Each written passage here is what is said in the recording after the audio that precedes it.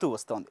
ముస్లిం సంప్రదాయ క్యాలెండర్ ప్రకారం మొదటి నెల అయిన మొహర్రం తొలి రోజు నుంచి 10 రోజుల పాటు ఖమ్మం జిల్లా చింతకాని మండలం నేరడ గ్రామంలో ప్రత్యేక వాతావరణం నెలకొంటుంది.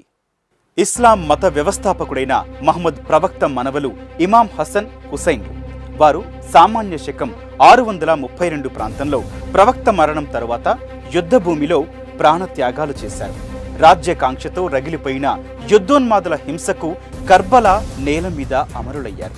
అప్పటి నుంచి ముస్లింలలో ఒక ప్రధాన వర్గమైన షియాలు ప్రతి ఏటా ఇమాం హసన్ హుసైన్ బలిదానాలకు గుర్తుగా మొహర్రం పర్వాన్ని జరుపుకుంటారు. అయితే ఇది సంతోషంతో చేసుకునే వేడుకే కాదు, తమ మహాత్ముల ప్రాణ త్యాగాలకు చలించిన షియాలు రక్తం చిందిస్తూ శోకాన్ని ప్రకటించే విషాద సందర్భం. మరి దీనికి హిందువులకి ఏం సంబంధం? ఖమ్మం జిల్లా నేరడ గ్రామానికి వెళ్తే మనకు 100 ఏళ్ల పురాతన మతానుబంధం తెలిసి వస్తుంది. నేరడ గ్రామంలో మొహర్రం నెల మొదలైందంటే కులాలు మతాలు అన్నీ మరిచి జనమంతా సంతాప దినాలు పాటిస్తారు. మహమ్మద్ ప్రవక్త వారసులైన హసన్ హుసైన్ల బలిదానం వారి చేత మద్యం మాంసం వంటివన్నీ మాన్పించేస్తుంది. ఇక 10వ రోజున అంటే అషురా దినాన ఊరంతా పీర్లు పట్టుకుని పెద్ద ఎత్తున కదులుతారు. కులాలు మతాలకు అతీతంగా అందరూ పీర్లను తమ తమ ఇళ్లకు ఆహ్వానిస్తారు. వాటికి సాంబ్రాణి ధూపాలతో పూజలు నిర్వహిస్తారు.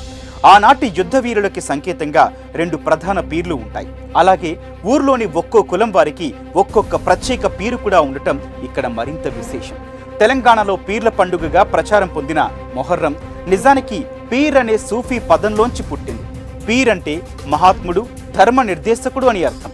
ముస్లింలలోని షియా వర్గం మాత్రమే తమ మహాత్ముల స్మారకార్థం జరుపుకునే మొహర్రంను కాలక్రమంలో హిందువులు కూడా పెద్ద ఎత్తున జరుపుకోవడం మనందరికీ తెలిసిందే. నేరడ గ్రామంలోనూ మనం అదే చూడొచ్చు.